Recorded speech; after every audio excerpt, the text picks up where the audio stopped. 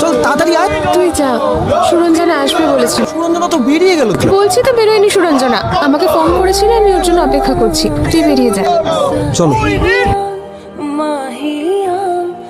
আরুষি, কলেজে এরকম গন্ডগোল হচ্ছে, তুমি এখনো বাড়ি যাও না? যাবো স্যার, কিন্তু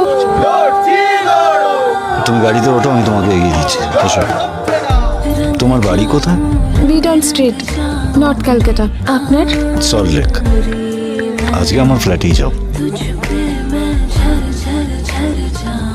কি হচ্ছে? আরুষি, তোমাকে ট্যাক্সিতে উঠতে হবে না, আমার ড্রাইভার তোমাকে ড্রপ করে দেবে। আচ্ছা স্যার, আপনি ক্লাসে যে লাইব্রেরিটার কথা বলেন, সেটা কি আপনার এই বাড়িতেই? এই বাড়িতেই।